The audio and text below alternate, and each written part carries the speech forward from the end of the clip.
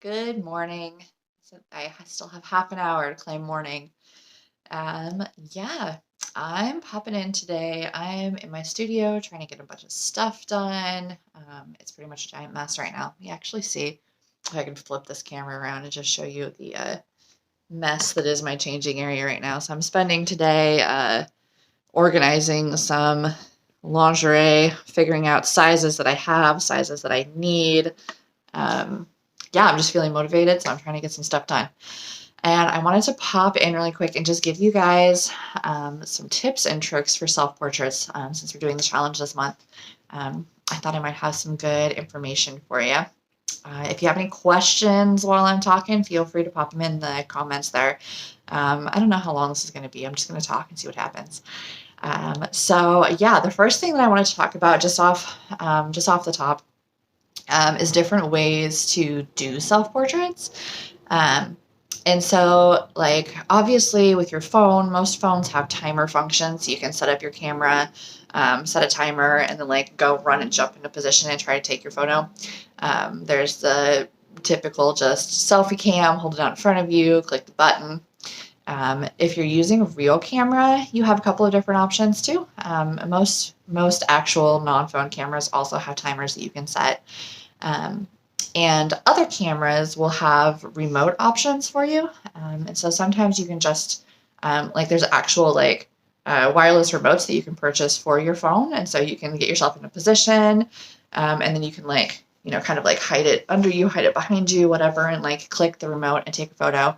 And some phones, or excuse me, some cameras, you can also like Wi-Fi, Bluetooth connect your phone to it and use your phone as a trigger. And so my camera allows me to do that. And so I tend to do that. The phone's a little bit harder to hide than the small little wireless remotes. But what I like about my phone is that I can actually like look at how I'm positioned. And so I can kind of see the photo that I'm going to take before I take it. So yeah, I like that. Let's see. The other thing that I was going to talk about was lighting. And just, let's see, I'm going to walk over to the window. So I'm going to take this off my little stand here. Generally speaking, the most flattering light that you're going to get is natural light. So I'm just going to turn my studio lights off so I can show you.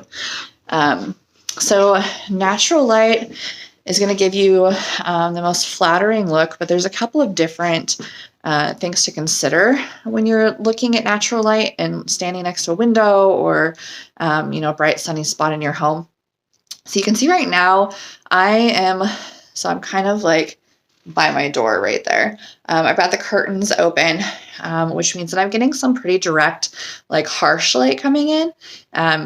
It's a little hard to show harsh light when it's like overcast outside and there's a natural diffuser out there. But we're going to see if this works. So I've got some harsh light coming in. You can kind of, see that on my face. If I come over here, it's even harsher as I'm getting next to the window. If I come over here and I close the curtain, I'm creating a diffuser with the light coming in. And so it's going to make the light spread. So let's actually see. I'm going to open the curtains again. If you're looking at me right now, I can see the light, and I don't know if you guys are seeing this too, but I can see the light on my face, maybe a little bit down here on my neck.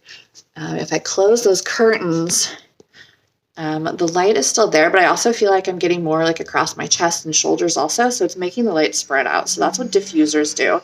And that's why when you go into professional like portrait studios, they have the big like boxes on their flashes with a big like white cover on it. And that's a diffuser. It's diffusing the light to make it spread out so it's not coming directly at you. So that's something to consider for your photos as well.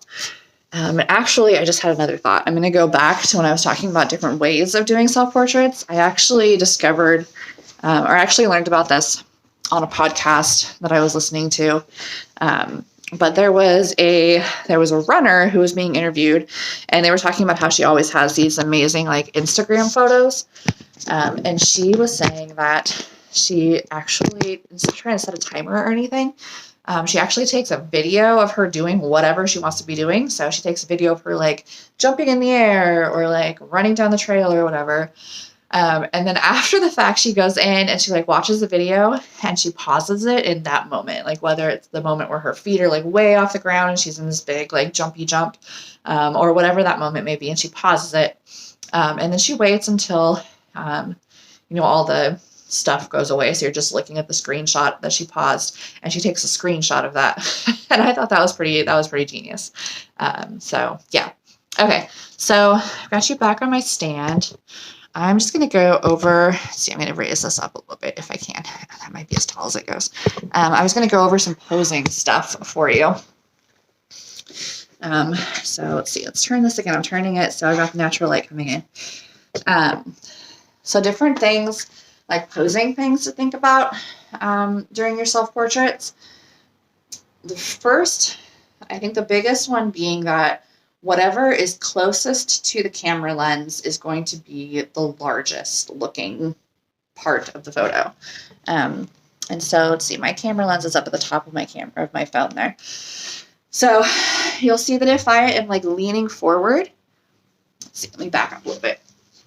Okay. So if I'm like leaning forward, this is going to make my head, chest area appear larger than my bottom area. If I'm leaning backwards, it's going to make my like stomach bottom area appear larger than my chest and head area. So, something to consider depending on, different body areas of your body that you might want to, accentuate versus kind of decrease. I can't think of the word that I'm looking for. So that's something to consider. Which is also why you see a lot of selfies when people are taking their selfies if they're like up high. It's because, it's a flattering look because you're accentuating, you're making larger your like eyes and facial features, and you're decreasing what's down below. And also I know a lot of women that think that this is the best look for their like chin area. And so that's actually something else to talk about, is if you are self-conscious of like any sort of like double chin or anything going on your neck. I tell my clients to do this, and it sounds stupid, but you want to act like a chicken. So you want to stick your chin kind of out and down, and that's going to help like stretch that out. And in photos, you're not going to tell that you're like, because you're looking at it and it's coming at you rather than to the side. And that's going to help kind of slim down that area. Another thing is that when you're taking self-portraits, particularly for women, you want to show off your curve. And so like if I'm just standing here like this, I just look really boxy. So I want to bring my hands, like arms away so I can see like this curve. I might want to like shift weight, back up a little bit. I might want to shift weight so I can really accentuate this curve. Again, like pushing butt back, chest forward. I'm getting the curve, and I'm also changing the angle, body angle on the camera as well. So yeah, I think those are a lot of the tips.